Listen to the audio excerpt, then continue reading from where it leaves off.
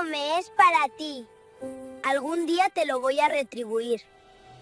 La niña compartió su comida con un niño hambriento, sin pedir nada a cambio.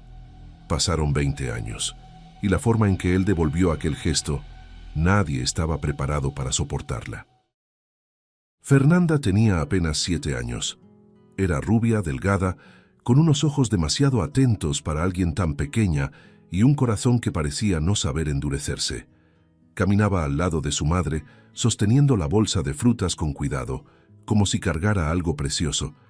Mientras avanzaba, observaba todo a su alrededor: las casas sencillas, el polvo en el suelo, la gente cansada. En silencio, pensaba en lo grande que parecía el mundo. Y entonces, sin entender por qué, sintió algo apretarle el pecho. Se detuvo. Su mirada se había encontrado con otra mirada. Apoyado en la banqueta había un niño de su edad, demasiado delgado, la ropa demasiado sucia, descalzo. No pedía nada, no extendía la mano, no decía una sola palabra. Solo miraba la bolsa, como si aquellas frutas fueran un sueño lejano, algo que no le pertenecía. Fernanda tragó saliva. «Tiene hambre», pensó, sintiendo que el corazón le latía más rápido. Su madre había avanzado unos pasos, distraída. Fernanda se quedó ahí, dividida entre el miedo y algo mucho más grande que no sabía cómo nombrar. Dio un paso hacia él, luego otro. El niño se encogió ligeramente, acostumbrado a que lo corrieran. «¿Yo puedo hablar contigo?», preguntó con la voz baja, casi un susurro. Él levantó la mirada despacio. Había desconfianza, pero también una esperanza frágil. «Yo no hice nada», respondió rápido, como quien se defiende antes de ser acusado. Fernanda negó con la cabeza, angustiada. Yo solo quería...». Se detuvo, respiró hondo. «Quería saber si tienes hambre». El silencio respondió por él. Su estómago gruñó, traicionando todo lo que intentaba ocultar. El niño desvió el rostro avergonzado. «Un poco», murmuró. Fernanda sintió que los ojos le ardían. Sin pensarlo mucho, abrió la bolsa, sacó 2 plátanos y 2 manzanas. Extendió las manos con cuidado, como si ofreciera algo sagrado. «Come, es para ti», dijo sonriendo. Él abrió los ojos con sorpresa. ¿De verdad?», preguntó incrédulo. «Sí, puedes tomarlas». El niño dudó. Miró alrededor como si alguien fuera a gritar que era mentira o a quitárselas. Luego tocó la fruta con la punta de los dedos, comprobando que era real. La tomó despacio. Cuando mordió la manzana, cerró los ojos por un instante, como si quisiera grabar ese momento para siempre. Las lágrimas se le escaparon sin control. «Gracias. Muchas gracias», dijo con la voz quebrada. Fernanda sonrió con más fuerza, sintiendo algo cálido en el pecho. «¿Cómo te llamas?». «Antonio», respondió. «¿Y tú?». «Fernanda». Comieron ahí mismo sentados en la banqueta, compartiendo el silencio y pequeñas sonrisas. Hablaron poco, pero lo suficiente para crear algo raro. Fernanda contó que le gustaba dibujar y que soñaba con enseñar a niños. Antonio dijo que quería ser alguien importante algún día. «Para ayudar a las personas», agregó, demasiado serio para un niño. Ella lo observó, encantada, sintiendo que ese niño era diferente. «Podemos ser amigos», dijo animada. «Yo paso siempre por aquí». Los ojos de él brillaron como nunca. «Yo también voy a estar esperando», respondió. «Todos los días». Antes de irse, Antonio se levantó de repente. Parecía nervioso, como si algo le ardiera por dentro. «Fernanda», la llamó. «¿Sí?». Respiró hondo, como si hiciera un juramento invisible. «Algún día te lo voy a devolver. Te lo prometo». Ella rió, sin imaginar el peso de esas palabras. «No hace falta». «Sí hace falta», insistió. «Nunca voy a olvidar esto». En los días siguientes los dos comenzaron a buscarse. Fernanda desaceleraba el paso, miraba a los lados, deseando verlo sentado en la banqueta. Antonio estaba atento a cada movimiento de la calle, esperando que la sonrisa rubia apareciera entre la gente. A veces se veían, a veces no. Pero la expectativa ya formaba parte de la rutina de ambos. Era como si hubieran creado un pequeño mundo solo para ellos, simple, frágil y demasiado precioso para durar mucho. Hasta que de repente, Fernanda dejó de aparecer. Un día, luego otro. Antonio esperó. Esperó mucho. Se sentó en la banqueta todos los días, mirando el mismo punto, creyendo que ella aparecería en cualquier momento, sin saber que Fernanda se había mudado con su familia al otro lado de la ciudad. El cambio había sido demasiado rápido. Un nuevo barrio, nuevas calles, otra realidad. Fernanda preguntaba todos los días a su madre si podían volver ahí. No podían. La extrañaba sin saber dónde encontrarlo. Él la extrañaba sin saber a dónde se había ido. Nunca volvieron a verse. El tiempo siguió, implacable. Pero algo quedó. Fernanda creció cargando el recuerdo de aquel niño y de esa mirada llena de gratitud, sintiendo un vacío que nunca supo explicar. Antonio creció con esa frase resonando como una llama silenciosa.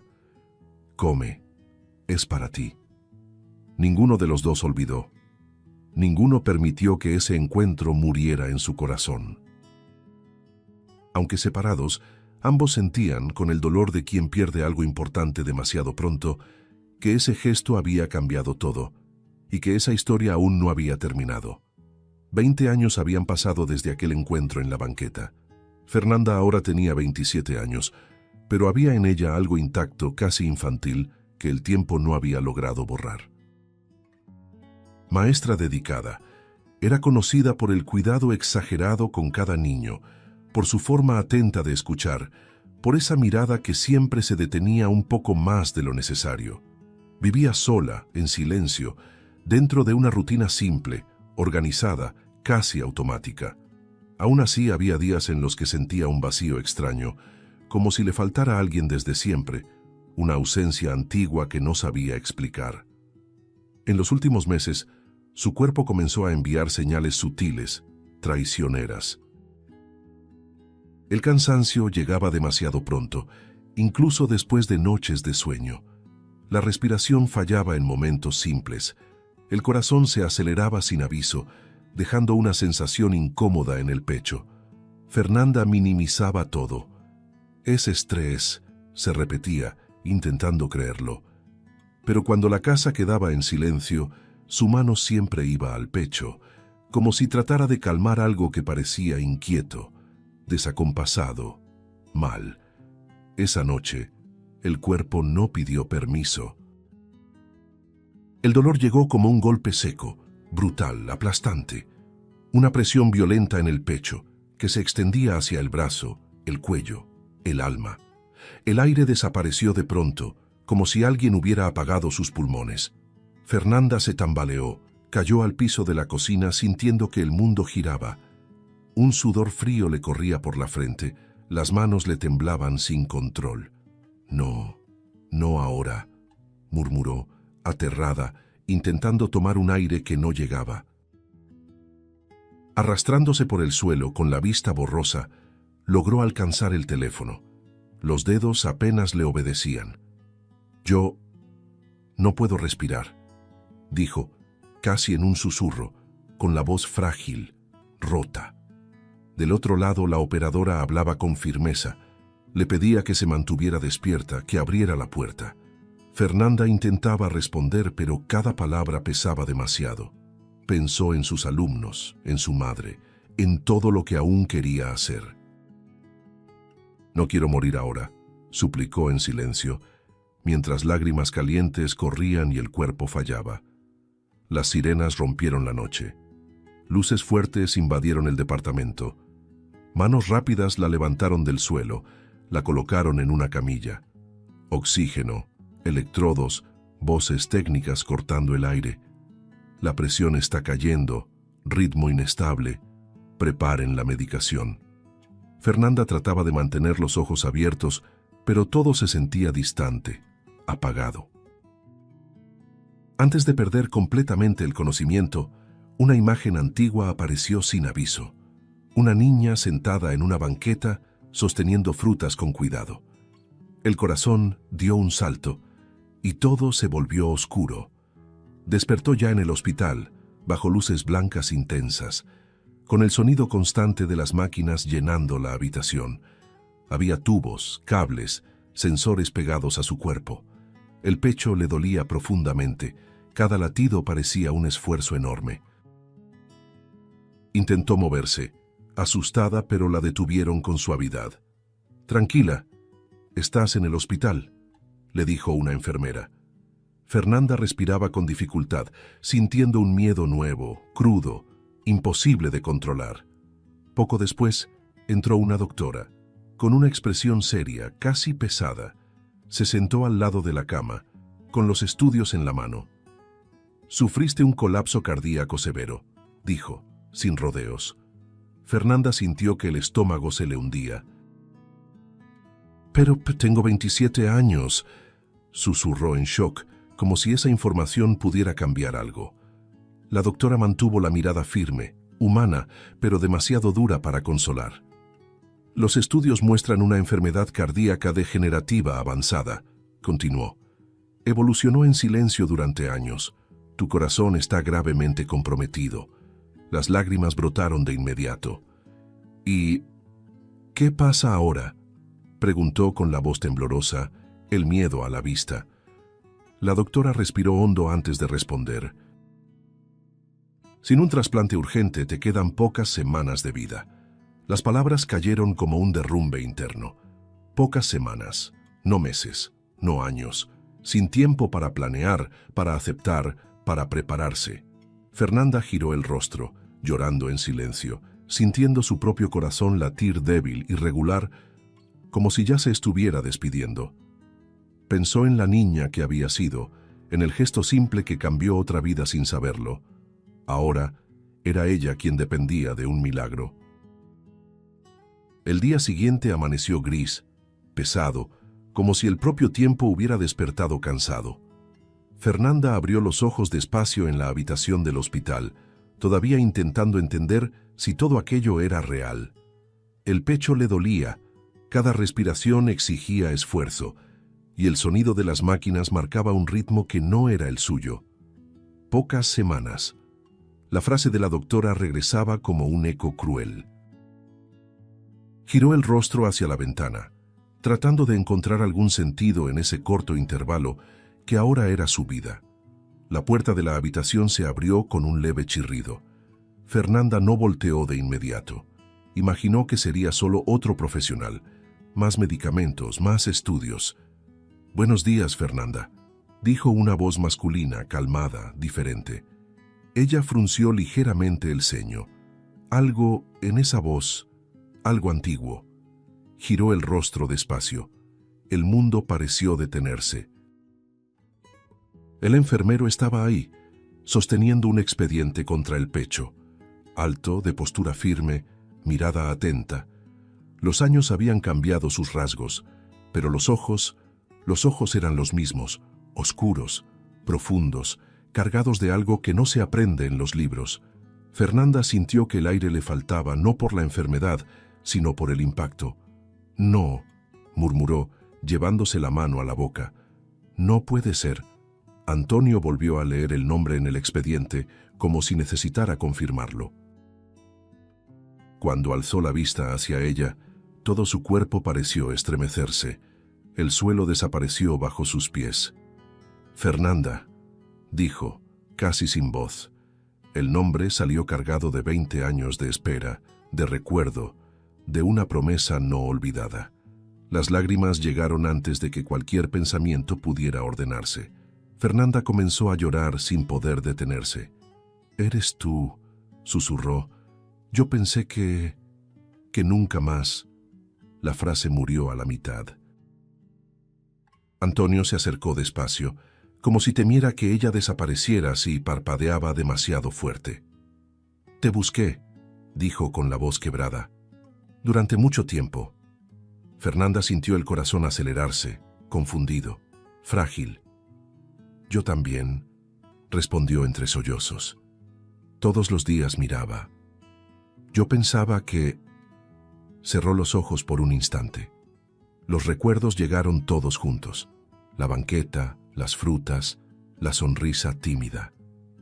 Nunca te olvidé, completó en un hilo de voz. Antonio jaló una silla y se sentó junto a la cama. Tomó la mano de ella con cuidado, como si tocara algo sagrado. ¿Te acuerdas de lo que me dijiste aquel día?, preguntó. Fernanda asintió, con lágrimas corriendo por su rostro. Come, es para ti. Él sonrió, una sonrisa rota, emocionada. Eso me salvó. Más de lo que imaginas. El silencio entre ellos era denso, lleno de todo lo que no se había vivido. Yo esperé a que regresaras, confesó Antonio. Esperé durante años. Fernanda sintió otro tipo de dolor atravesarle el pecho. Nos mudamos al otro lado de la ciudad, dijo. Fue todo tan rápido, no sabía cómo encontrarte. Lo sé, respondió él, pero yo seguí esperando. Ella apretó su mano con fuerza, como si temiera perderlo otra vez. Pensé que era una locura extrañar tanto a alguien de la infancia, dijo, pero nunca se fue. Antonio tragó saliva, porque no era solo un recuerdo, era un destino interrumpido. Respiró hondo, intentando recomponerse. Me hice enfermero por tu culpa, reveló. Fernanda abrió los ojos con sorpresa. ¿Por mi culpa? Porque ese día, una niña me mostró que a alguien le podía importar. Yo quise ser esa persona para los demás. Las lágrimas de Fernanda caían sin control. Estoy enferma, dijo de pronto con la voz quebrada. Muy enferma. Antonio ya lo sabía, pero escucharlo de ella fue distinto. Su mirada se oscureció por un segundo. Lo sé, respondió. Y ahora es mi turno. Ella frunció el ceño, confundida. ¿Tu turno y de qué? Antonio apretó su mano con más fuerza, con los ojos llenos de lágrimas. De cuidarte. Fernanda intentó hablar, pero no pudo. El corazón le latía desacompasado, no solo por la enfermedad, sino por la fuerza de ese reencuentro. 20 años de ausencia comprimidos en pocos minutos. Algo poderoso, inevitable, se había formado ahí, en esa habitación silenciosa. Afuera, los pasos resonaban en el pasillo. La vida seguía. Pero dentro de ese cuarto, dos niños que nunca se olvidaron finalmente se reencontraban. Antonio comenzó a aparecer todos los días, siempre a la misma hora, como si su reloj se hubiera ajustado al ritmo del corazón frágil de Fernanda. Entraba a la habitación con pasos suaves, llevando una sonrisa cuidadosa, de esas que intentan esconder el miedo. Ella lo esperaba desde temprano, contando los minutos entre un estudio y otro. Cuando lo veía aparecer en la puerta, algo dentro de ella se calmaba, aunque fuera por poco tiempo. Era como si su presencia suspendiera por instantes la cuenta regresiva. Se sentaba junto a la cama, acomodaba la almohada, revisaba los aparatos con atención profesional, pero su mirada siempre traicionaba algo más profundo. ¿Dormiste bien?, preguntaba, en voz baja. Más o menos, respondía ella. A mi corazón no le gusta el silencio. Antonio sonreía de lado y le tomaba la mano. Entonces me quedo. El silencio me tiene miedo. Con el paso de los días, las conversaciones se volvieron más largas, más íntimas. Antonio comenzó a contarle sobre su vida, los lugares por los que había pasado, las noches difíciles, las decisiones tomadas al límite. Hubo días en los que seguí adelante solo porque me acordaba de ti, confesó una vez. Fernanda sintió el pecho apretarse, no de dolor, sino de emoción. Yo pensaba que había inventado esa nostalgia, dijo, que era cosa de niños. No lo era, respondió él. Nunca lo fue. Entre un medicamento y otro surgían risas inesperadas. Él hacía bromas simples, imitaba voces, contaba historias graciosas del hospital. Fernanda reía, incluso cansada, incluso débil. Deberías estar descansando, le decía ella. Mi descanso es aquí, respondía él, simple, sincero. Y se quedaba. Siempre se quedaba. Mientras tanto, Antonio libraba una batalla silenciosa fuera de esa habitación. Usaba cada momento libre para llamar a hospitales, hablar con médicos, buscar alternativas. Enviaba correos, llenaba formularios, preguntaba por lo que ya sabía que no existía. Por las noches, cuando debería irse, extendía una cobija en una silla y dormía ahí mismo a su lado. «Vete a casa», le pedía Fernanda, preocupada. «No mientras tú estés aquí», respondía. «No mientras me necesites». Poco a poco, la conexión entre ellos se transformó en algo imposible de ignorar. No fue un amor repentino ni declarado, fue creciendo en el cuidado, en el silencio, en las miradas largas. Fernanda notaba cuando Antonio se quedaba unos segundos de más sosteniendo su mano. Él notaba cuando ella lo observaba creyendo que él no estaba mirando. Era un amor que no necesitaba prisa, incluso cuando el tiempo era cruel.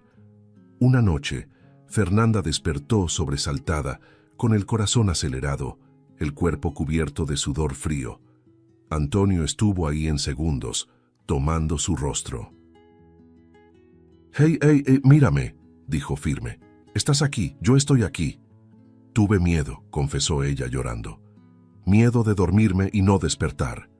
Él apoyó la frente en la de ella. «Mientras yo esté respirando, no estás sola». Ella comenzó a hablar de todo lo que nunca había dicho a nadie. Miedos, sueños, arrepentimientos. «Siempre cuidé de los demás», dijo. «Pero ahora soy yo quien necesita». Antonio asintió. «Y yo siempre necesité cuidar de alguien». Parece que el mundo encontró la forma de alinearnos tarde, pero nos alineó. Los estudios seguían llegando, fríos, técnicos, implacables. El tiempo se acortaba. Fernanda sentía el cuerpo debilitarse día tras día. «Antonio», dijo una mañana con dificultad, «si no salgo de aquí, no hables así», la interrumpió con una firmeza que iba más allá de lo profesional. Ella respiró hondo. «Prométeme que vas a seguir viviendo». Él desvió la mirada por un instante. «Prometo que haré lo que sea necesario». En algunos momentos el hospital desaparecía. Bastaba un roce, una conversación en voz baja, una sonrisa cansada. Ahí no había médicos, diagnósticos ni plazos. Solo había dos personas que se reencontraron demasiado tarde, o quizá justo en el momento en que más lo necesitaban. Una tarde Fernanda apretó su mano con una fuerza inusual. «Volviste a entrar en mi vida cuando más lo necesitaba», dijo. «Duele, pero también salva». Antonio sintió un nudo formarse en la garganta. «No te perdí aquella vez», respondió. «Solo esperé más tiempo para encontrarte de nuevo». El amor, ahora evidente, crecía en medio de la agonía, alimentado por la urgencia y el cuidado. Ninguno de los dos decía en voz alta todo lo que sentía, como si temieran romper algo demasiado frágil. Pero lo que se estaba formando ahí era fuerte, profundo, inevitable. La noticia llegó sin alboroto, sin preparación, como si fuera solo un dato técnico más entre tantos estudios. La doctora entró a la habitación con pasos contenidos, el rostro demasiado serio para traer buenas noticias. Fernanda lo notó al instante, cuando los ojos de ella evitaron los suyos. El aire se volvió pesado. Antonio, al lado de la cama, sintió que el cuerpo se le tensaba, como si algo dentro de él ya supiera lo que estaba por venir. «Hicimos todas las búsquedas posibles», comenzó la doctora, con la voz baja, cuidadosa. «Bancos nacionales, listas de urgencia, contactos de emergencia». Fernanda apretó la sábana con fuerza, los dedos blancos. «¿Y?», preguntó casi sin sonido. El silencio que precedió a la respuesta fue cruel. «No encontramos un donador compatible». La frase cayó como un golpe directo al pecho. Fernanda parpadeó varias veces, como si no hubiera entendido bien. «No han encontrado todavía, ¿verdad?», intentó con la voz temblorosa, aferrándose a cualquier rendija de esperanza. La doctora respiró hondo. «El tiempo jugó en nuestra contra. En tu condición, dudó. Tienes como máximo una semana de vida. El mundo pareció encogerse dentro de esa habitación. Fernanda llevó la mano al pecho, sintiendo que el corazón fallaba, no solo físicamente, sino también por dentro. Una semana, 7 días, 7 amaneceres con fecha de caducidad. Las lágrimas comenzaron a caer en silencio, espesas, calientes, sin sollozos. Era un llanto contenido, devastado, de quien entiende que ya no hay forma de negociar con el destino. Antonio no logró reaccionar de inmediato. Su cuerpo parecía paralizado. La mente repetía la frase en un bucle, como un error que se niega a corregirse. Una semana. Dio un paso atrás, apoyó la mano en la pared, sintiendo que las piernas le fallaban. Cuando volvió la mirada hacia Fernanda, ella lloraba en silencio y eso lo quebró por dentro. «No», murmuró casi para sí. «Esto no puede ser el final». La doctora intentó decir algo, pero Antonio la interrumpió, elevando la voz. «No pueden detenerse ahora», dijo con los ojos ardiendo. «Tiene que haber otra opción, algo». Ella bajó la cabeza, impotente. Si existiera, ya la estaríamos haciendo. Cuando la doctora salió, la habitación quedó sumida en un silencio brutal. Fernanda giró el rostro hacia la ventana, intentando respirar sin llorar en voz alta. «Pensé que tendría más tiempo», dijo al fin con la voz frágil. «Tenía tantas cosas simples por vivir todavía». Antonio se acercó, se arrodilló junto a la cama. «No digas eso», pidió tomando su rostro. «Yo voy a encontrar la manera». Ella negó con la cabeza, demasiado cansada para luchar. «Tengo miedo», confesó. «Miedo de sentir dolor, miedo de irme, miedo de dejar todo inconcluso». Antonio sintió que las lágrimas se le escapaban, incluso intentando ser fuerte. «No voy a dejar que pases por esto sola», prometió. «Nunca». Esa noche, Fernanda comenzó a despedirse en pequeños gestos. Pidió escuchar música antigua. Pidió que Antonio llamara a su madre. Habló de sus alumnos, de cartas que le hubiera gustado escribir. «No quería que fuera así», dijo. «Tan rápido». «No va a ser así», respondió él, con una firmeza que parecía más para convencerse a sí mismo. Cuando las luces se apagaron, Antonio se recostó junto a ella en la cama estrecha, ignorando reglas, protocolos, cualquier cosa. Fernanda se acurrucó contra su pecho, como una niña buscando refugio. «Si me duermo y no despierto», comenzó. «No termines esa frase», la interrumpió abrazándola con fuerza. Ella lloró en silencio, aferrada a él, intentando memorizar cada detalle, el olor, el calor, el sonido de su respiración. «Gracias por volver a encontrarme», susurró. «Aunque haya sido por poco tiempo». Antonio cerró los ojos con fuerza. Algo dentro de él se rompía, y al mismo tiempo, algo comenzaba a formarse. Mientras Fernanda se quedaba dormida, exhausta, Antonio permaneció despierto, mirando el techo en la oscuridad. La palabra semana martillaba su mente. Un conflicto profundo crecía en su pecho, pesado, inevitable. La mañana comenzó de una forma extrañamente silenciosa. Fernanda despertó con la sensación de que algo había cambiado, aunque todo a su alrededor pareciera igual. La misma habitación, el mismo olor a hospital, el mismo sonido insistente de las máquinas. El corazón latía débil, cansado, como si se estuviera despidiendo poco a poco. Cerró los ojos por unos segundos, tratando de reunir fuerzas para enfrentar un día más de esa cuenta regresiva cruel. Antonio no estaba en la habitación cuando despertó. Eso la inquietó. Él nunca se retrasaba. Nunca.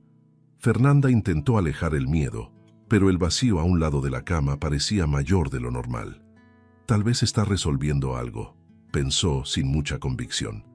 El tiempo pasaba lento, pesado, como si cada minuto quisiera hacerse notar. De pronto, la puerta se abrió, interrumpiendo sus pensamientos. Fernanda giró el rostro esperando ver a Antonio. En su lugar, entró la doctora a cargo del caso, acompañada de una enfermera. La expresión de ambas era diferente. No estaba la rigidez fría de antes. Había algo contenido, casi incrédulo. Fernanda sintió que el estómago se le revolvía. «¿Qué pasa?», preguntó con la voz débil, pero alerta. La doctora se acercó a la cama, jaló una silla y se sentó. Ese gesto simple hizo que el corazón de Fernanda se acelerara. Los médicos no se sentaban cuando la noticia era demasiado mala o demasiado buena. «Recibimos una actualización hace unos momentos», comenzó, eligiendo las palabras con cuidado. «Algo que no esperábamos». Fernanda apretó la sábana con fuerza. «Por favor, dígalo ya», pidió, sintiendo que las lágrimas amenazaban con salir. La doctora respiró hondo. «Apareció un donador compatible. Totalmente compatible». Por un segundo, Fernanda pensó que había escuchado mal. «¿Un donador?», repitió como probando la palabra. «Sí», confirmó la doctora. «Un corazón compatible. Es real». El aire salió de los pulmones de Fernanda en un sollozo descontrolado. Las lágrimas llegaron con fuerza, sin aviso, mezcladas con risas nerviosas. «¿Yo voy a vivir?», preguntó con la voz rota. «Si la cirugía es exitosa, sí», respondió la doctora. «Y necesitamos actuar rápido». Fernanda se llevó las manos al rostro, llorando como no lo hacía desde niña. El cuerpo le temblaba por completo, no de dolor, sino de alivio, de shock, de incredulidad. Una semana atrás se despedía de la vida. Ahora alguien desconocido le había dado una segunda oportunidad. «Dios mío», murmuraba una y otra vez, como si necesitara convencerse de que era real. «La cirugía será mañana temprano», continuó la doctora. «Ya estamos movilizando al equipo». Fernanda asintió, todavía llorando, incapaz de formular una respuesta coherente. Todo parecía demasiado rápido, demasiada vida, de repente. El corazón débil latía ahora descompasado, tomado por una esperanza que casi dolía. En cuanto la doctora salió, Fernanda tomó el celular con manos temblorosas. Marcó el número de Antonio sin pensarlo. Sonó una vez, 2. Él contestó. «Antonio», logró decir entre lágrimas. «Háblame», respondió él de inmediato. Encontraron un donador», dijo casi sin aliento. «Me van a operar». Del otro lado de la línea hubo un silencio corto, pesado. Luego, la respiración de él cambió. «Gracias a Dios», murmuró con la voz cargada. «Voy para allá ahora mismo». Cuando Antonio entró a la habitación minutos después, tenía los ojos enrojecidos. Se acercó rápido y tomó el rostro de Fernanda con ambas manos. «Vas a vivir», dijo con una convicción absoluta. «Yo lo sabía». Ella sonrió entre lágrimas. «Ahora también quiero creerlo». Se abrazaron con fuerza, como si el cuerpo de ella todavía pudiera desaparecer en cualquier instante. Fernanda sentía el corazón acelerado contra el pecho de él, y eso le daba una extraña sensación de seguridad. «Tenía tanto miedo», confesó. «Ya pasó», respondió él. «Ahora empieza todo». Más tarde, otra vez sola, Fernanda intentó imaginar quién sería la persona que había donado ese corazón. Un desconocido, una historia interrumpida para que la suya continuara.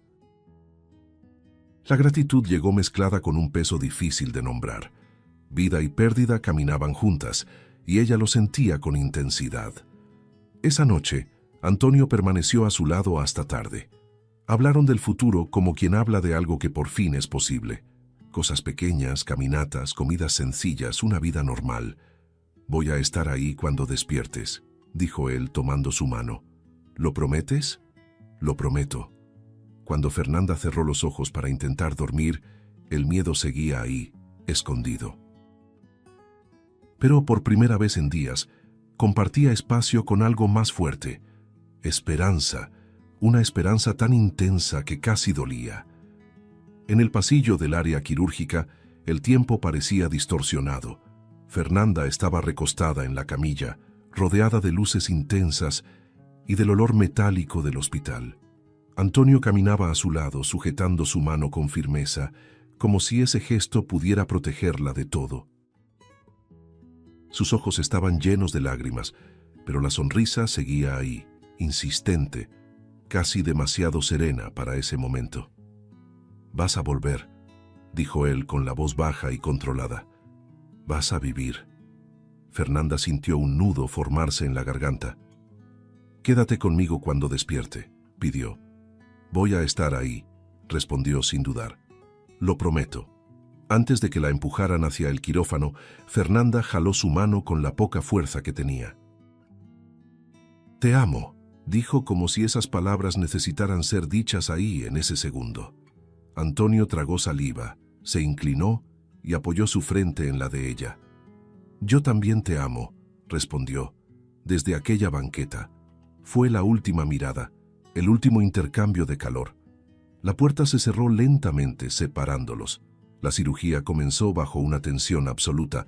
Los equipos se movían con un silencio preciso, los instrumentos brillaban bajo las luces quirúrgicas. El corazón frágil de Fernanda resistía como podía mientras los médicos luchaban contra el tiempo. Cada minuto parecía una eternidad. Afuera, las horas se arrastraban en una espera angustiante. Cuando, por fin, el nuevo corazón comenzó a latir dentro de su pecho, un sonido firme resonó en la sala. El procedimiento había funcionado. Fernanda estaba viva. El despertar fue lento, pesado, como si su cuerpo necesitara reaprender a existir. Los párpados se movieron con dificultad y la luz blanca de la habitación invadió sus ojos aún frágiles. El primer sonido que reconoció fue el bip firme de las máquinas, diferente, más estable. El pecho subía y bajaba con esfuerzo, pero había algo nuevo ahí. Un ritmo, un pulso fuerte, extraño, vivo. Respiró hondo, y por primera vez en mucho tiempo, el aire entró sin dolor. «Antonio», murmuró, casi sin voz. El nombre salió automático, instintivo, como si él fuera el ancla que la mantenía en ese mundo. Intentó girar el rostro para buscarlo. No estaba ahí. El lado de la cama seguía vacío. Un vacío que no concordaba con la promesa hecha en el pasillo. El corazón latió más rápido, ahora por miedo. «¿Dónde está?», preguntó a la enfermera que se acercaba para ajustar los aparatos. La mujer dudó un segundo más de lo necesario. Un detalle pequeño, pero que Fernanda notó. «El médico ya viene a hablar con usted», respondió con una suavidad excesiva. La habitación pareció encogerse. El aire se volvió denso. Fernanda sintió algo helado recorrerle la espalda. Prometió que estaría aquí. Intentó incorporarse, pero el cuerpo no respondió. «Llámelo», insistió con la voz quebrada. «Por favor». El médico entró unos minutos después. Caminaba despacio, como quien carga un peso que no cabe en los bolsillos. Se detuvo junto a la cama y miró a Fernanda con una expresión que mezclaba respeto, tristeza y una compasión profunda. Antes incluso de que hablara, ella lo supo. El corazón dentro de su pecho, ese corazón nuevo, pareció entenderlo antes que la mente. «La cirugía fue un éxito», comenzó el médico. «Tu cuerpo aceptó el órgano. Estás fuera de peligro inmediato». Fernanda tragó saliva. «¿Y Antonio?», preguntó con urgencia. «¿Dónde está?». El silencio que siguió fue devastador. No un silencio breve, sino uno que se alarga, que pesa, que anuncia. El médico respiró hondo. «El donador», empezó. Fernanda sintió que el mundo giraba. «No», interrumpió desesperada. «No diga eso, no lo diga». Las manos comenzaron a temblarle. «El donador fue Antonio», dijo al fin. «Se sometió a todos los estudios en secreto. Cuando supo que te quedaba solo una semana, tomó la decisión». La frase atravesó a Fernanda como una cuchilla. El sonido de las máquinas desapareció. La habitación se desvaneció. Todo lo que quedó fue un vacío absoluto. «No», repitió, ahora en un susurro roto. «No, él no haría eso, pero lo haría». Y lo hizo. El llanto llegó de golpe, violento, profundo, arrancado del fondo del alma. Fernanda intentó llevarse las manos al pecho, como si pudiera arrancarse ese corazón. «Murió por mi culpa», dijo entre sollozos. Él no tenía derecho. El médico se acercó con cuidado. Él eligió, con plena conciencia. Dijo que solo estaba cumpliendo una promesa. Las palabras promesa y niño explotaron dentro de ella. Fernanda lloraba sin control, el cuerpo entero temblando. Gratitud y culpa se mezclaban en un dolor imposible de ordenar. «Quería morir en su lugar», dijo desesperada. «Yo debería haberme ido». «Él dejó algo para ti», dijo el médico extendiendo un sobre sencillo. «Pidió que solo te lo entregáramos cuando despertaras». Las manos de Fernanda apenas podían sostener el papel. El sobre pesaba demasiado. Dentro había una carta doblada con cuidado. La letra era firme, conocida. La reconoció incluso antes de leer. Antonio susurró como si lo llamara una vez más. «Fernanda, si estás leyendo esto, entonces funcionó, y eso significa que estás viva. Es todo lo que yo quería». Las lágrimas borrosas no la detuvieron. «Sé que vas a intentar culparte. Por favor, no lo hagas. Cuando tenía 7 años, tú me diste algo que nadie me había dado jamás. La sensación de que yo importaba. Esa fruta me alimentó ese día. Pero tu gesto me salvó para toda la vida». Fernanda se llevó la mano a la boca, ahogando un sollozo. «Te esperé durante mucho tiempo, y cuando te reencontré, supe que esa promesa nunca había sido olvidada. No es sacrificio cuando se hace por amor. Es elección». El corazón dentro de su pecho latía fuerte, dolorosamente presente. «Ahora llevas una parte de mí, y eso me deja en paz. Vive, Fernanda, vive por los dos. Cuida a las personas como siempre lo hiciste. Ama sin miedo. Y cuando tu corazón lata fuerte, recuerda que también latió por ti primero». No pudo continuar. La carta cayó sobre la sábana. Fernanda lloraba como nunca en su vida. Un llanto que no pedía consuelo, solo salida. «Gracias», repetía entre lágrimas. «Gracias, gracias». Abrazó su propio pecho con fuerza, sintiendo el corazón de Antonio latir dentro de ella. Cada latido tenía ahora un nombre, un rostro, una historia. «Voy a vivir», prometió en voz alta. «Juro que voy a vivir de la forma en que tú merecías». En el silencio de la habitación, el amor que los unió no terminó. Seguía ahí, vivo, latiendo con fuerza. No solo en palabras o recuerdos, sino en cada latido constante del corazón que Antonio dejó para que Fernanda pudiera continuar. Los meses siguientes estuvieron llenos de silencio, reaprendizaje y dolor. Fernanda tuvo que aprender a caminar de nuevo, a respirar sin miedo, a aceptar que cada latido en su pecho venía acompañado de una ausencia irreparable. Había días en los que despertaba con la mano sobre el corazón, sintiéndolo latir con fuerza, y lloraba en silencio. No era solo tristeza, era conciencia. Cada mañana era un regalo que había costado una vida entera. La recuperación fue lenta. El cuerpo sanaba, pero el alma tardaba más. A veces, al cerrar los ojos, Fernanda todavía veía a Antonio en el pasillo del hospital, sosteniendo su mano, prometiéndole que viviría. Y vivía. Pero ahora cargaba con un peso nuevo, la responsabilidad de honrar ese amor. Vivir por dos, repetía en su mente, como un compromiso diario. Cuando recibió el alta, no regresó a su antigua rutina. El departamento parecía demasiado vacío, la sala demasiado silenciosa. Todo ahí le recordaba quién había sido antes y quién ya no podía ser. Fernanda tomó una decisión difícil y definitiva. Dejó el trabajo, vendió lo que no necesitaba, se despidió de la comodidad. Se mudó a una ciudad pequeña, sencilla, donde pudiera empezar de nuevo, sin distracciones, sin máscaras. Fue ahí donde nació el Proyecto Promesa, un nombre elegido con intención. Fernanda comenzó de forma modesta, preparando comidas en una cocina simple, repartiendo alimento en las calles, escuchando historias que nadie más quería escuchar. Miraba a cada niño con una atención especial, como si viera en ellos un reflejo del pasado. En cada plato servido había memoria, en cada gesto, gratitud. «Come, es para ti», decía, con la misma sonrisa de la infancia, cada vez que entregaba una comida. Algunas personas agradecían, otras lloraban, otras simplemente comían en silencio. Fernanda entendía a todas. Ella conocía el poder de ese gesto sencillo. Lo sabía porque una vez había salvado una vida, y ahora vivía gracias a eso. El proyecto creció. Llegaron voluntarios. Las historias se difundieron.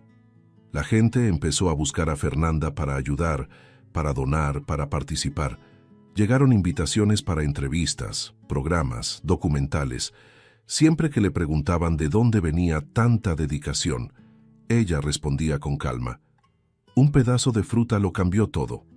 Lo demás vino después. En cada aparición pública, Fernanda evitaba dramatizar. No hablaba del sacrificio como tragedia, sino como amor.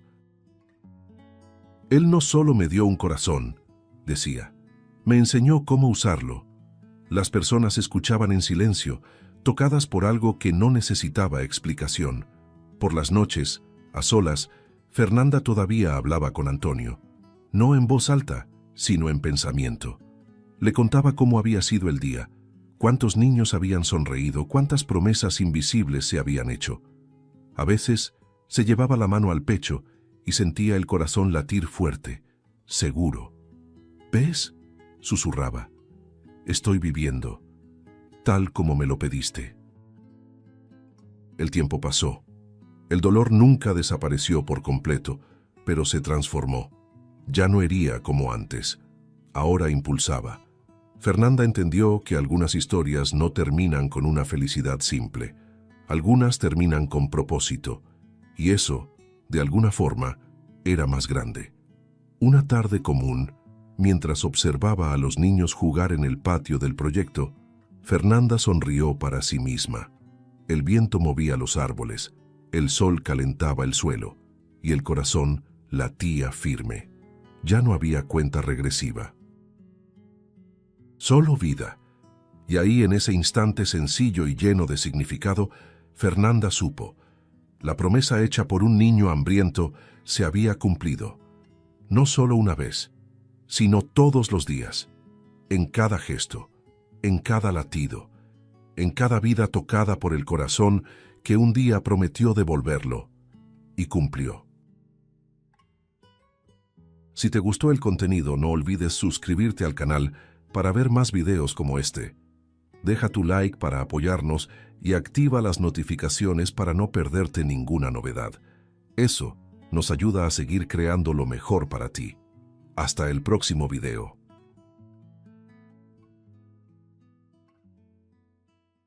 Te doy $500.000 si me ganas. El ciclista profesional se burló del niño en silla de ruedas y lanzó el desafío de $500.000, seguro de su victoria. No sabía que, pocos segundos después, su risa se convertiría en desesperación. Mateo tenía 12 años, pero su cuerpo cargaba un cansancio demasiado antiguo para un niño. Incluso antes de aprender a pedir comida, ya sabía nombres de ciclistas, tiempos de competencia, historias de victorias improbables. El ciclismo no era un pasatiempo, era una obsesión silenciosa, casi una religión personal. La silla de ruedas rechinaba con cada impulso, recordándole a cada momento que la calle no perdona la fragilidad. Dormía bajo marquesinas frías, con el olor a orina y lluvia vieja pegado a la ropa, despertando sobresaltado al menor ruido, pero siempre pensando en bicicletas. El hambre era una compañera constante, de esas que ya no gritan, solo aprietan por dentro. Aún así, cuando pasaba frente a vitrinas con televisores encendidos, algo cambiaba por completo. Mateo se detenía, olvidaba el estómago vacío y se quedaba ahí, inmóvil, hipnotizado por las carreras. Sabía nombres, fechas, estrategias, cada detalle de la carrera de Pascual, el mejor ciclista del país, el mejor de todos. Para ese niño, Pascual no se equivocaba, no caía, no fallaba. Él es el más fuerte, nunca se rinde, pensaba, repitiéndolo como un mantra. Nunca había montado una bicicleta, una ironía demasiado dura incluso para él.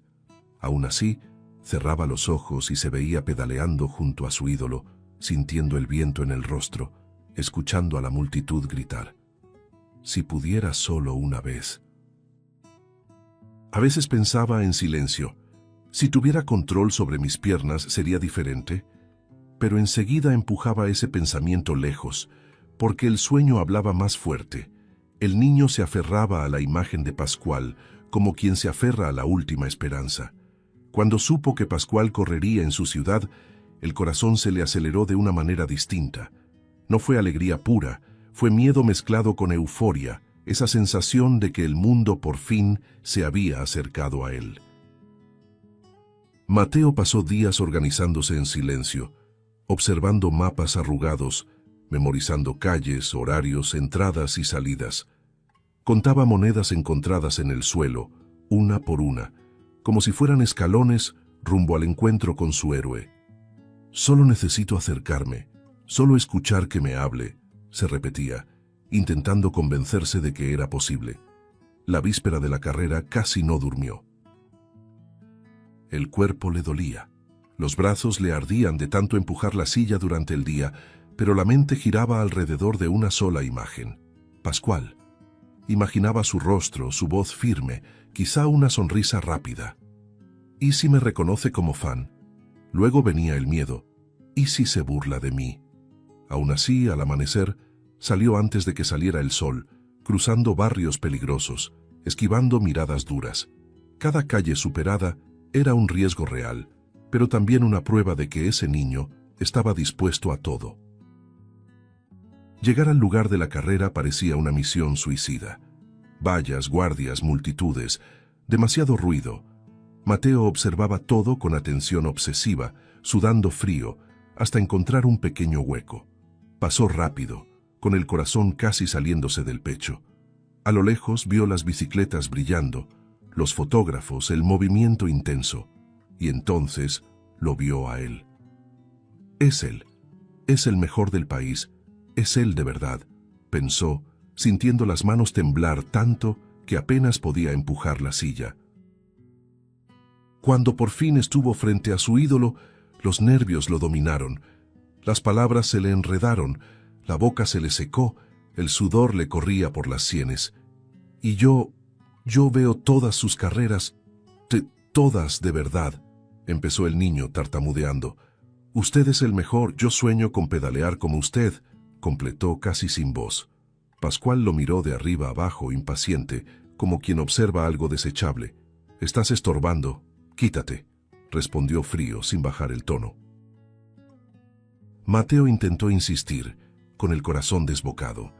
Dijo que nunca había subido a una bicicleta, pero que sabía todo sobre él, cada victoria, cada sacrificio. La risa llegó pesada, cortante, cruel. La admiración no cambia nada, chico. Mírate, este no es un lugar para gente como tú, dijo Pascual en voz alta. Algunas risas surgieron alrededor, otras personas desviaron la mirada. Soñar no te hace menos esto, añadió, señalándolo con desprecio. Mateo sintió algo romperse por dentro, un quiebre silencioso y definitivo. Sin fuerzas para responder, se alejó llorando, llevándose consigo a su héroe hecho pedazos y un vacío profundo que aún no sabía a dónde lo llevaría. Mateo se quedó inmóvil después de la humillación inicial, como si los pies no existieran y la silla hubiera echado raíces en el suelo. El pecho subía y bajaba rápido y repetía en su mente, casi como una súplica, no es verdad, no puede ser verdad. Durante años, ese niño había construido a Pascual como alguien más grande que el propio dolor, alguien que demostraba que ganar era posible incluso cuando todo parecía estar en contra. Aceptar que ese hombre fuera cruel parecía traicionar la única cosa bonita que tenía. Mientras los ciclistas se alineaban para la salida, Mateo observaba cada gesto de Pascual con atención obsesiva. Así se comporta un campeón antes de una carrera, se susurró, intentando aferrarse a la imagen conocida. El cuerpo erguido, la mirada firme, la respiración controlada. Era el mismo hombre de las vitrinas, de las transmisiones, de las noches en las que olvidaba el frío de la calle para soñar. Y eso hacía que todo fuera más doloroso, porque el héroe seguía ahí, visible, perfecto, y al mismo tiempo roto. La salida ocurrió con un chasquido seco, y Pascual arrancó al frente como si estuviera solo en la pista. Mateo seguía cada pedaleada, con los ojos brillando a pesar del dolor. «Va a ganar. Claro que va a ganar», murmuró, sintiendo el estómago revolverse. La facilidad con la que Pascual dominaba la carrera parecía confirmar todo lo que decían de él, todo lo que Mateo había creído durante años, solo que ahora esa superioridad sonaba como una provocación. Con cada grito de la multitud, el niño sentía algo desgarrarse por dentro. Ellos no saben, si supieran, no estarían aplaudiendo así, pensó, apretando los dedos contra el aro de la rueda. No era envidia, era indignación pura. La victoria que se dibujaba parecía burlarse de él, como si dijera que el talento justificaba cualquier crueldad. El niño sentía que esa carrera no era solo sobre deporte, era sobre quién podía todo y quién no podía nada. Cuando Pascual cruzó la línea de meta en primer lugar, levantando los brazos con arrogancia, Mateo sintió que el corazón se le hundía. El locutor gritaba, eufórico, exaltando otro logro histórico, hasta anunciar en voz alta, $500,000. Mateo respiró hondo y dejó escapar, casi sin darse cuenta, 500,000, después de todo. El número pesaba como una bofetada, porque parecía premiar no solo la victoria, sino también la humillación. La celebración continuó, y Mateo se alejó unos metros, intentando decidir si se iba. «Vete, olvida esto», se dijo, empujando la silla despacio, pero enseguida se detuvo. El cuerpo no obedecía.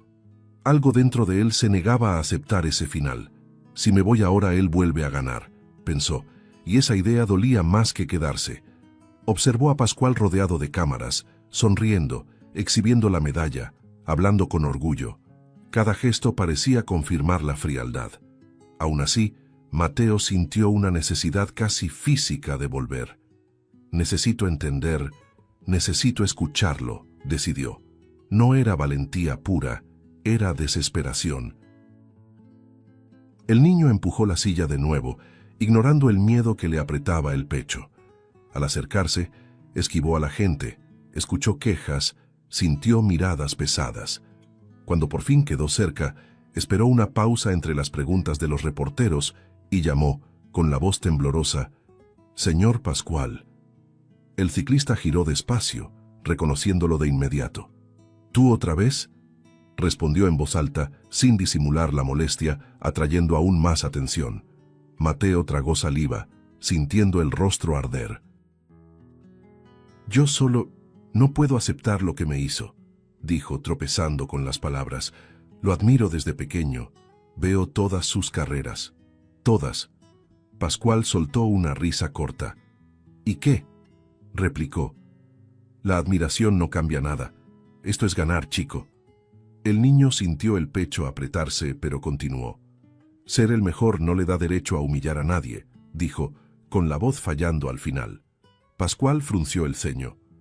«No entiendes cómo funciona el mundo», respondió áspero. «El mundo respeta a quien gana». «¿Y tú? Tú solo miras». Lanzó una mirada rápida a la silla sin ningún cuidado. «Soñar no cambia lo que eres». El silencio alrededor se volvió pesado. Mateo sintió arder los ojos, pero se contuvo. «No tenía que hacer eso», dijo, bajo pero firme. Pascual se irritó. «No te debo nada», respondió en voz alta. «Algunas personas nacen para ganar, otras para aceptar el lugar que les toca. La crueldad ya no venía disfrazada, era directa, pública. Entonces Pascual sonrió de lado, como si se le hubiera ocurrido una idea. ¿Tienes tantas ganas de demostrar algo?, preguntó mirando a las cámaras. Te doy los 500.000 si me ganas en una carrera. El silencio fue inmediato. Algunos rieron, creyendo que era una broma. Las cámaras se giraron hacia Mateo, esperando su reacción. El niño se quedó inmóvil unos segundos, sintiendo el corazón latirle en los oídos. Quiere destruirme, pensó. Pero enseguida surgió otra voz dentro de él. Ya lo intentó.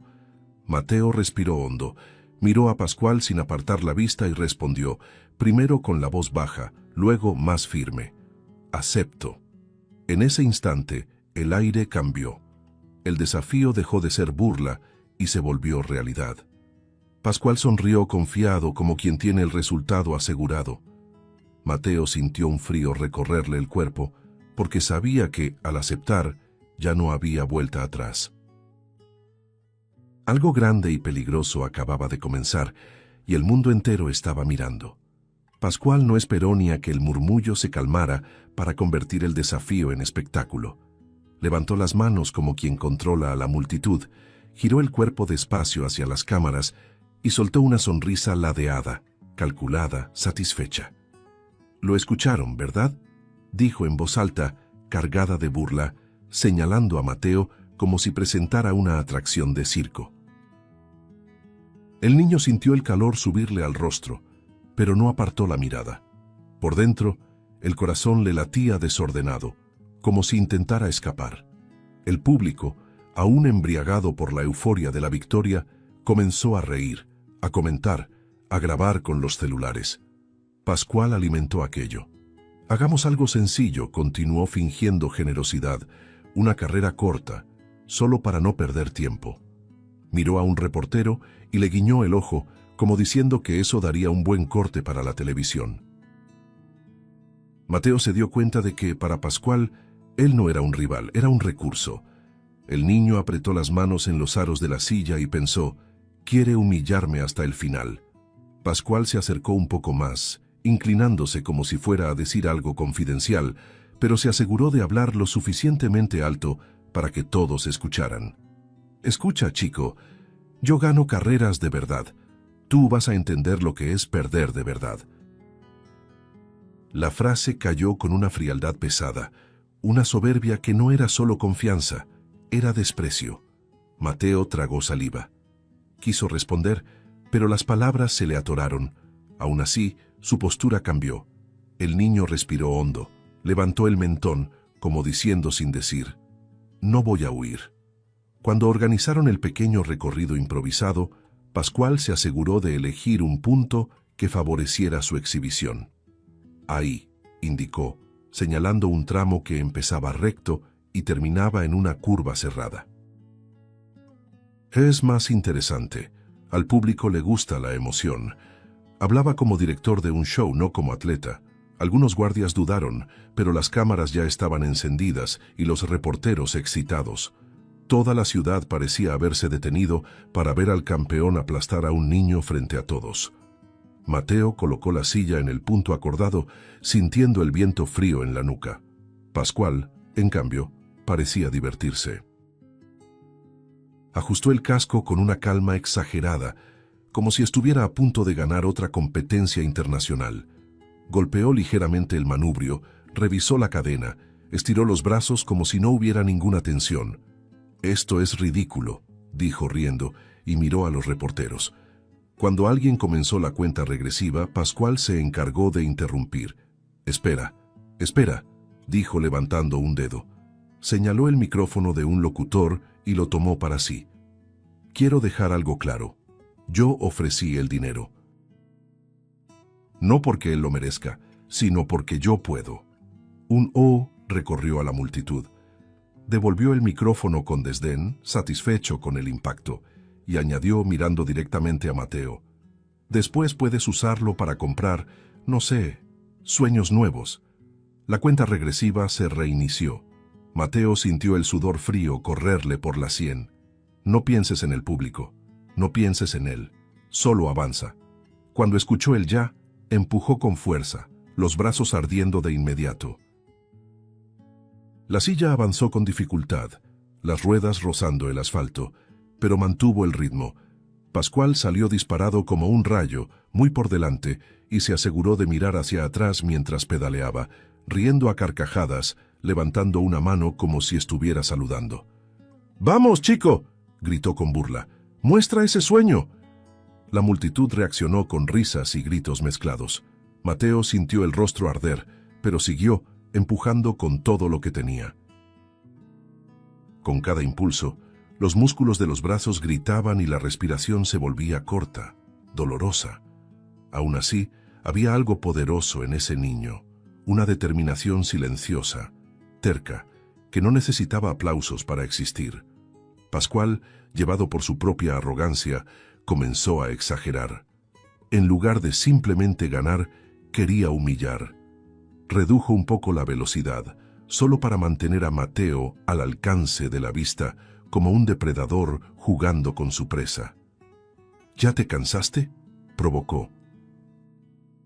«¿Eso es todo lo que tienes?».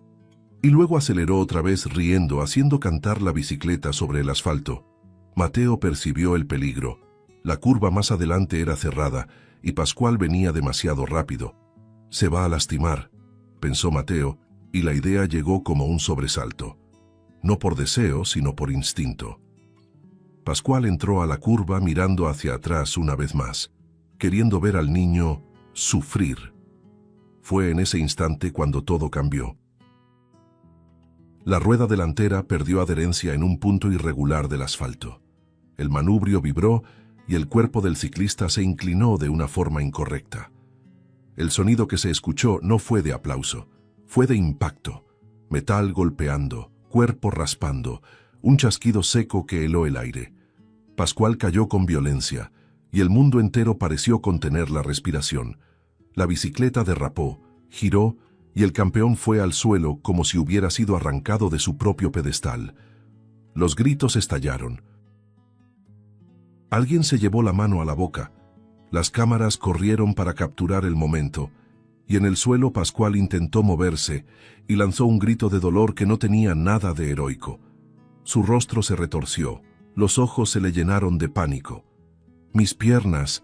¡Mis piernas!», gritó con una desesperación cruda que no combinaba con la soberbia de segundos antes. Mateo frenó el impulso, deteniendo la silla con esfuerzo. El corazón se le disparó. Por un instante, el niño quedó inmóvil, mirando la escena. Ahí estaba el hombre que parecía invencible, ahora en el suelo, vulnerable, llorando. La multitud esperaba el siguiente acto. Esperaba que Mateo siguiera, cruzara la meta improvisada y ganara. Esperaba venganza. Mateo respiró hondo y sintió algo extraño en el pecho. No era victoria, era elección. Se acercó despacio, escuchando a Pascual gemir, escuchando a la gente murmurar. Cuando llegó cerca, el ciclista tenía el rostro mojado. No se sabía si de sudor o de lágrimas. Pascual intentó mantener alguna postura, pero no pudo. «No te acerques», gruñó, más por miedo que por autoridad. Mateo se detuvo a su lado. El niño miró las piernas inmóviles, el temblor del cuerpo, la desesperación que nunca había imaginado ver en su ídolo.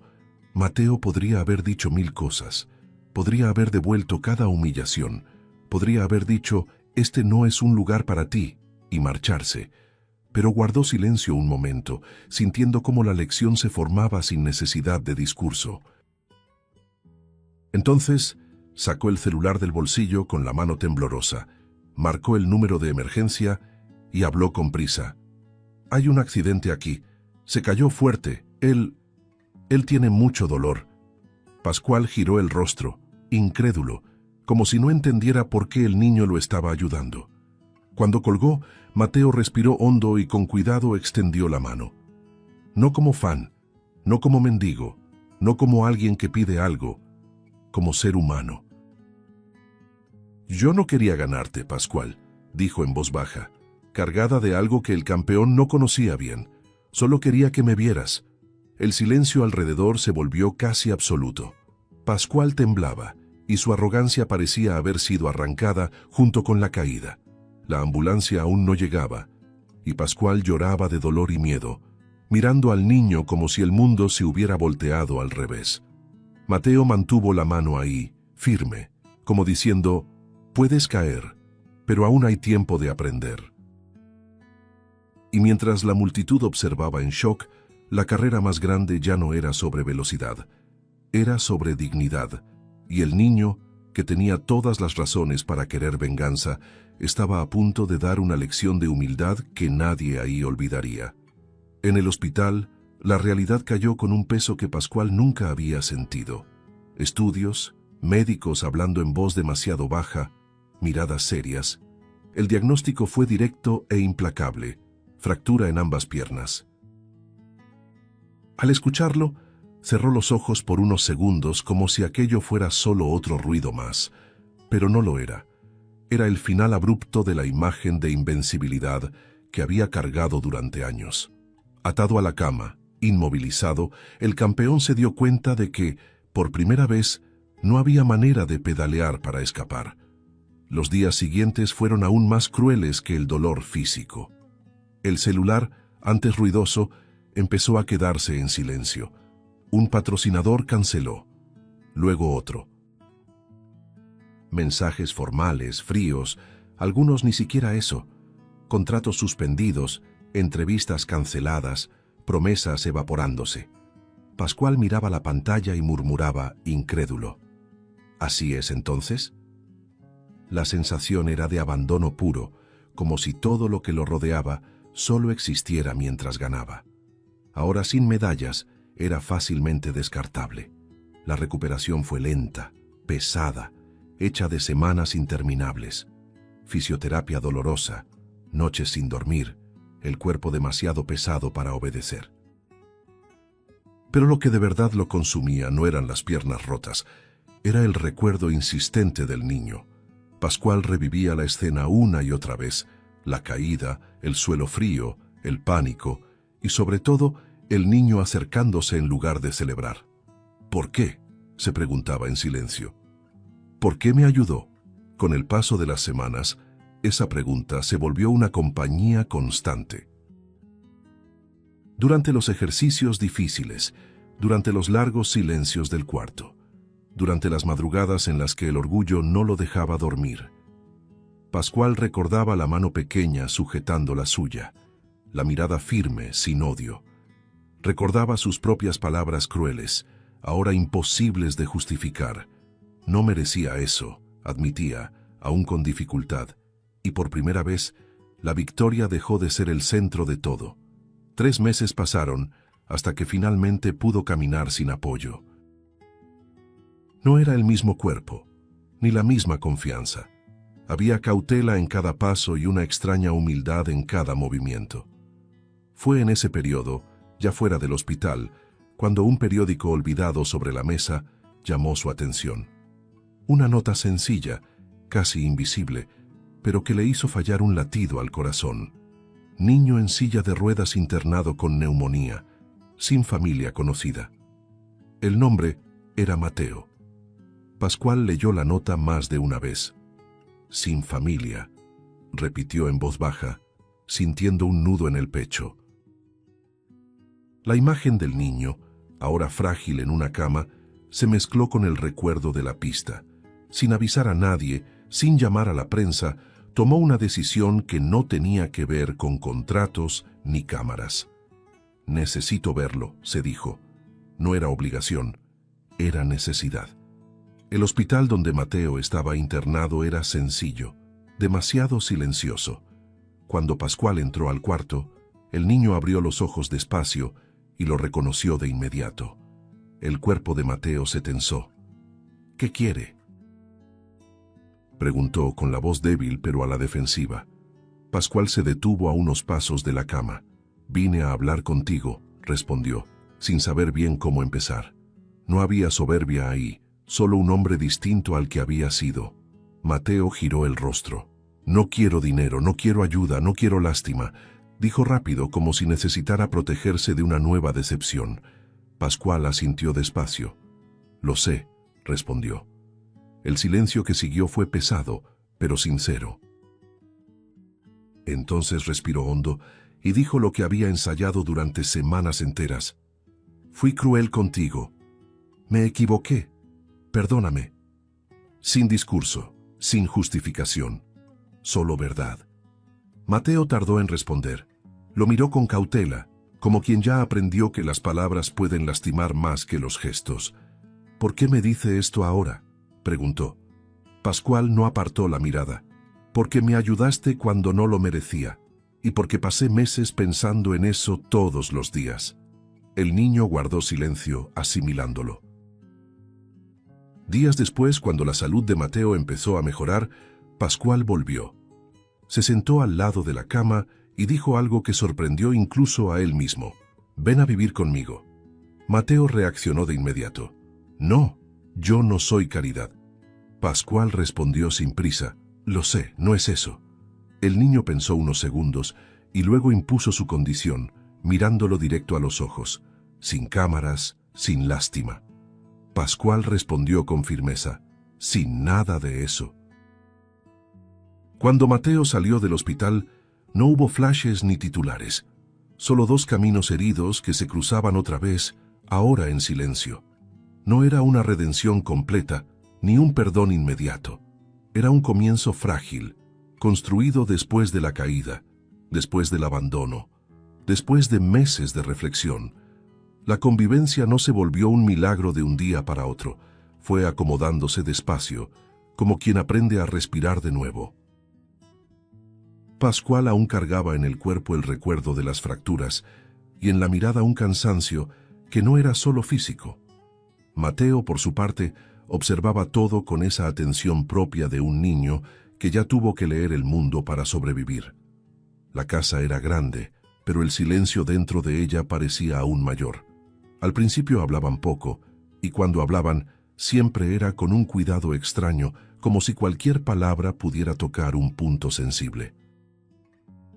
Fue en las cosas pequeñas donde Pascual empezó a ver la ciudad de otra manera. Un día, al salir con Mateo, se detuvo frente a una banqueta rota y la miró como si fuera la primera vez. «¿Cómo pasas por aquí?», preguntó, genuinamente confundido. Mateo se encogió de hombros como si fuera obvio. «No paso, rodeo. A veces espero a que alguien ayude. A veces me las arreglo a mi manera». La respuesta sencilla golpeó a Pascual de lleno. Se quedó callado, pero por dentro algo se reacomodó. «Yo nunca tuve que rodear nada». Con el tiempo, Pascual empezó a llevar a Mateo cerca de lo que aún quedaba de su vida anterior. Fisioterapia, clínicas y, cuando pudo, pequeñas visitas a talleres mecánicos. No era solo nostalgia por la bicicleta, era la necesidad de sentir que todavía servía para algo. Mateo iba con él y eso cambiaba por completo el ambiente. El niño quedaba hipnotizado por el sonido de las herramientas, por el olor a grasa, por los rines colgados, por los cuadros de bicicleta apoyados en las paredes. «Esto es como un corazón abierto», dijo una vez, mirando una bicicleta desmontada, y los mecánicos rieron sin entender del todo. Al principio Mateo solo observaba, hacía preguntas cortas, directas, como quien prueba el terreno. ¿Por qué se sale la cadena? ¿Qué sostiene el manubrio? Si empujara con los brazos, ¿podría ir más rápido? Los hombres del taller respondían por cortesía, pero pronto se dieron cuenta de que no era curiosidad vacía. El niño recordaba las respuestas, conectaba ideas, volvía con mejores preguntas. Pascual observaba aquello y se sentía desconcertado. Mateo hablaba de ciclismo con una intimidad que no coincidía con la vida dura que había llevado. El tema de la bicicleta volvía todo el tiempo, pero siempre seguido de un silencio doloroso. A veces, de regreso a casa, Mateo se quedaba mirando a los ciclistas pasar y decía casi en un susurro: «Me gustaría sentir eso, aunque fuera solo un minuto». Pascual intentaba responder, pero se quedaba trabado porque sabía que cualquier frase bonita sonaría vacía. Hasta que una noche más fría, Después de un día difícil de fisioterapia, Mateo soltó una frase cargada de verdad. Es extraño. La bicicleta es libertad, solo que no fue hecha para gente como yo. La frase quedó flotando en el aire. Pascual dejó de mover el hielo en el vaso. Miró al niño y preguntó despacio, como tanteando una idea. ¿Y si lo fuera? Mateo frunció el ceño. ¿Cómo así? Pascual respiró hondo, todavía inseguro, pero continuó. ¿Y si creáramos una bicicleta adaptada? Una de verdad, no una silla con ruedas, una bicicleta. Mateo guardó silencio unos segundos, como si tratara de decidir si aquello era una promesa o una broma cruel. Luego preguntó, directo, ¿hablas en serio? Pascual sostuvo la mirada. Sí. Al día siguiente no hubo discurso motivacional ni escena grandiosa. Hubo intento. Pascual llevó a Mateo al taller y le dijo a un mecánico conocido, «Necesito un espacio, solo un rincón, vamos a intentar algo». El mecánico lo miró con desconfianza, pero asintió. Mateo se quedó cerca del banco de trabajo, con las manos sobre el regazo, los ojos brillando con una mezcla de miedo y esperanza. «¿Por dónde empezamos?», preguntó. Pascual sacó papel y pluma. «Por lo que tú extrañas», respondió. Mateo empezó simple, pero con firmeza. «Quiero avanzar con los brazos, quiero equilibrio, quiero que no se voltee fácil, quiero poder subir una calle sin depender de nadie». Cada frase era un pedazo de vida. Pascual lo anotaba todo, y mientras escribía, se daba cuenta de que aquello no era un proyecto deportivo. Era dignidad. Esa misma tarde revisaron piezas viejas, cuadros descartados, ruedas distintas. Pascual señalaba, Mateo opinaba. Si la rueda es muy delgada se atora en los baches, decía, y si es muy gruesa se vuelve demasiado pesada. El primer intento fue un desastre. Pascual y los mecánicos adaptaron un cuadro viejo, intentaron crear un apoyo para el cuerpo y un sistema de propulsión manual improvisado. Cuando Mateo intentó usarla, la bicicleta apenas avanzó, la cadena se salió, el eje hizo ruido y la estructura parecía inestable. «No va a funcionar», soltó Pascual irritado, ya queriendo rendirse. Mateo respiró hondo, controlando la frustración. «Sí va a funcionar, solo que no así», respondió, con una calma que parecía absurda para un niño. El segundo intento llegó con otro enfoque. Probaron un sistema de palancas para los brazos, más ligero, intentando transformar la fuerza en movimiento sin exigir tanto al cuerpo. Funcionó unos metros y Mateo alcanzó a sonreír, pero la alegría duró poco. Una pieza cedió, el conjunto perdió alineación y la bicicleta casi se volcó. El mecánico la sostuvo a tiempo. Mateo se puso pálido y Pascual se asustó. Por un instante vio el riesgo real. Si eso salía mal, el niño podía lastimarse gravemente. «Paramos», dijo Pascual con la voz firme. Mateo lo miró, y en su mirada no había enojo, había determinación. «Si paramos, nunca va a existir». Hubo días en los que nada avanzaba. Pascual regresaba a casa agotado, con las piernas adoloridas, la cabeza pesada de frustración. «No sé hacer esto», confesó una noche sentado en el suelo, con las manos manchadas de grasa. Mateo guardó silencio y luego respondió en voz baja. «Yo tampoco sé caminar, y aún así sigo intentando vivir». La frase entró en Pascual como un golpe, por lo simple y contundente. Al día siguiente volvió al taller. La tercera etapa del proyecto fue más inteligente, más tranquila. Empezaron a medir todo con precisión: altura del asiento, distancia de los brazos al sistema de propulsión, centro de gravedad. Mateo participaba activamente, señalando lo que sentía. «Está muy alto, pierdo fuerza. Está lejos, se me traba el hombro». Pascual anotaba, ajustaba, probaba.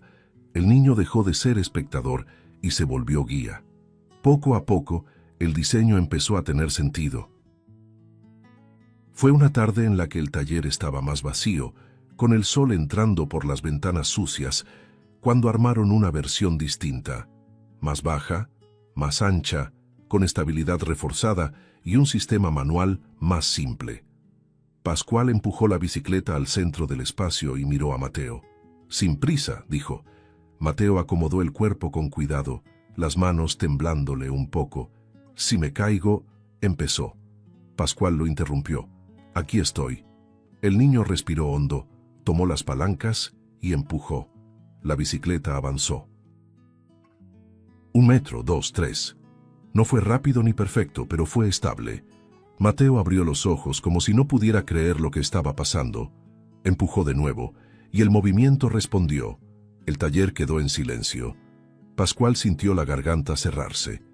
Mateo miró sus propias manos, luego el suelo deslizándose debajo de él, y dijo una frase pequeña, pero cargada de mundo. Yo estoy avanzando. Pascual se acercó despacio, como si temiera romper ese instante. «Sí, estás avanzando», respondió con la voz quebrada. Aún había ajustes por hacer, claro. Ellos lo sabían. Pero en ese momento no importaba. Por primera vez, el sueño de Mateo tenía un contorno real, una forma concreta, un boceto que funcionaba. Y Pascual entendió, con un peso dulce en el pecho, que la mayor victoria de su vida no tenía público ni medalla. Tenía a un niño avanzando, metro a metro, hacia una libertad que por fin empezaba a existir. El proyecto salió del taller casi por accidente, como si se hubiera escapado por las rendijas. Un mecánico se lo comentó a otro, alguien grabó una prueba corta con el celular y en pocos días el video circulaba primero en grupos pequeños y luego en otros más grandes. Las imágenes eran sencillas, un niño empujando una bicicleta adaptada, avanzando con esfuerzo y una sonrisa contenida, mientras un ex campeón observaba en silencio. No había música épica ni discurso ensayado, pero había verdad. Y la verdad suele viajar rápido. Los mensajes comenzaron con timidez. ¿Quién hizo esto? ¿Dónde se consigue? ¿De verdad funciona? Pascual leía todo con extrañeza, todavía poco acostumbrado a ser visto fuera del podio. Mateo observaba desde lejos, algo desconfiado. ¿No se van a burlar?, preguntó una noche. Pascual respondió sin estar del todo seguro. Si se burlan, no importa, ya funcionó para ti. Pero en el fondo, él también sentía miedo. El mundo que ahora tocaba la puerta era el mismo que lo había abandonado meses antes. No tardaron en aparecer las empresas. Primero una llamada cordial, luego reuniones, propuestas cada vez más grandes. Esto puede convertirse en un producto global, decían.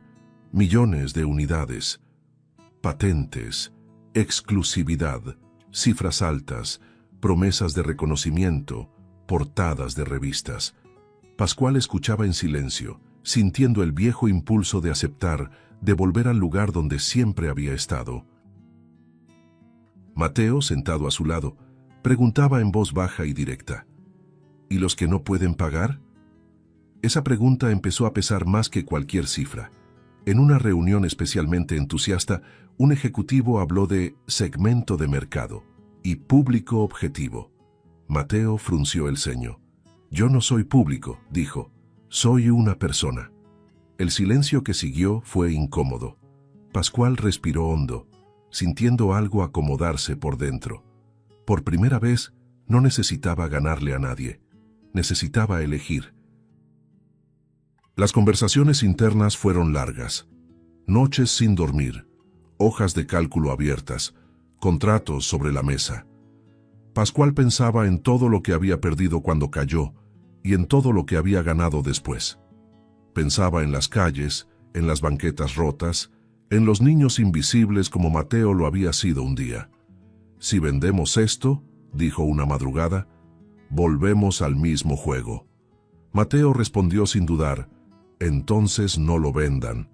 La decisión final no se anunció con espectáculo. Fue sencilla, casi discreta.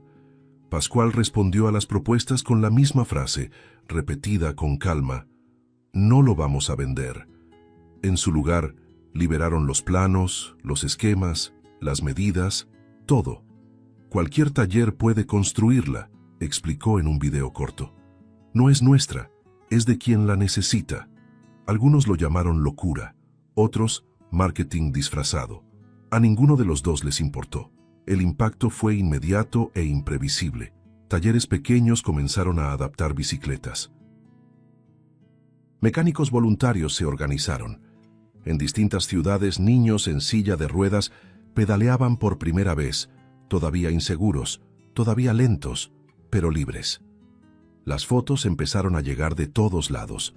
Mateo miraba cada una con atención, reconociendo en los rostros la misma expresión que había sentido en el taller. «Están avanzando», decía emocionado. Pascual observaba todo con una sensación nueva, difícil de nombrar. No había trofeo ni podio, pero había algo que nunca había experimentado: continuidad. Aquello no dependía de que él estuviera fuerte, famoso o invencible. El proyecto seguía solo, pasando de mano en mano, de ciudad en ciudad. Y por primera vez entendió que algunas victorias no pertenecen a quien empieza, sino a quien decide no cerrar el camino. Mateo, el niño que siempre miró desde fuera, ahora formaba parte de algo que se expandía sin pedir permiso. Y sin darse cuenta del todo, los dos acababan de cambiar la carrera más importante de todas, la que define quién se queda atrás y quién finalmente logra seguir adelante. Pasaron los meses, y la relación entre Pascual y Mateo ya no necesitaba explicación. Eran inseparables. Compartían mañanas, ideas, silencios y risas con la misma naturalidad con la que las familias verdaderas lo hacen sin darse cuenta. Pascual ya no pensaba en entrenamientos ni en podios sin imaginar a Mateo cerca, y el niño ya no recordaba la casa sin asociarla a la presencia firme de aquel hombre que había aprendido a escuchar. El cariño entre ellos no era exagerado ni forzado. Era cotidiano, construido en pequeños gestos, en cuidados discretos, en confianza. Fue Mateo quien tuvo la idea del paseo colectivo. No quería un evento grande ni algo competitivo. «Solo quiero ver a todos avanzando juntos», dijo con sencillez mientras dibujaba rutas en un papel arrugado. Pascual sonrió al escuchar eso, porque reconoció ahí la esencia de todo lo que habían construido. Nada de podios, nada de ganadores, solo movimiento, solo presencia, solo libertad compartida. El día marcado, las calles comenzaron a transformarse desde temprano. Los talleres abrieron sus puertas, voluntarios ayudaban con los últimos ajustes, familias llegaban con niños en silla de ruedas de todas las edades. Había nerviosismo en el aire, pero también expectativa. Mateo observaba todo con atención, absorbiendo cada detalle. «Nunca había visto a tanta gente parecida a mí en el mismo lugar», dijo, con una sonrisa contenida. Pascual sintió el pecho apretarse al comprender la dimensión de aquello. Cuando el paseo comenzó, no hubo cuenta regresiva ni disparo de salida. Las personas simplemente empezaron a moverse, lentas, rápidas, torpes, seguras. Algunos niños reían fuerte, otros lloraban de emoción, algunos se detenían a mitad del camino solo para sentir el viento en el rostro. Las ruedas giraban a ritmos distintos, pero avanzaban juntas. El sonido no era de aplausos, era de vida sucediendo. Mateo pedaleaba concentrado, el cuerpo inclinado hacia adelante, los brazos trabajando con firmeza. Pascual iba a su lado, atento, listo para ayudar si era necesario, pero sin intervenir. Observaba al niño y pensaba en cuánto había crecido. No en tamaño, sino en presencia. Ya no necesitaba demostrar nada, solo necesitaba seguir siendo quien era. Las banquetas se llenaron de gente. Personas que nunca se habían detenido a mirar a quienes usaban silla de ruedas, ahora observaban en un silencio respetuoso, que luego se transformaba en aplausos espontáneos. No había lástima en las miradas, había admiración. Algunas madres lloraban, algunos padres grababan con las manos temblorosas. La ciudad por unas horas parecía distinta, más lenta, más humana.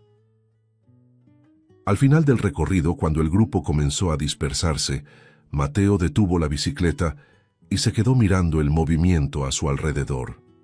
Respiraba hondo, como si quisiera guardar ese momento completo dentro del pecho. «Fue como lo imaginé», dijo en voz baja. Pascual se acercó y se quedó a su lado en silencio, respetando ese instante. Después de unos segundos, habló con cuidado. «Mateo, ¿puedo preguntarte algo?» El niño giró el rostro, curioso. «Sí». Pascual respiró hondo, sintiendo un nerviosismo que no sentía desde la caída. «Sé que ya vivimos juntos, que nos elegimos sin darnos cuenta, pero quiero hacerlo de la manera correcta». Tragó saliva antes de continuar. «¿Quieres ser oficialmente mi hijo?» Las palabras salieron directas, sin ensayo, cargadas de verdad. Mateo guardó silencio unos segundos. Miró alrededor, las bicicletas, los niños riendo, la calle que aún parecía latir. Luego miró a Pascual. No había duda en su mirada, solo emoción contenida. «Sí quiero», respondió. Simple, firme, como quien por fin encuentra un lugar al que pertenecer. Pascual se arrodilló despacio frente a él, ignorando el asfalto, el ruido y a las personas alrededor, y lo abrazó con cuidado como si estuviera sosteniendo algo demasiado valioso para romperse. A su alrededor, algunos se dieron cuenta, otros no, pero quienes lo vieron entendieron que ahí no nacía una escena bonita, nacía una familia. Las bicicletas siguieron pasando, las ruedas continuaron girando y la ciudad volvió a su ritmo normal. Pero desde ese día, nada volvió a ser igual para ellos. No porque hubieran ganado una carrera, sino porque por fin habían llegado a donde siempre pertenecieron, el uno al otro. Si te gustó el contenido, no olvides suscribirte al canal para ver más videos como este. Deja tu like para apoyarnos y activa las notificaciones para no perderte ninguna novedad.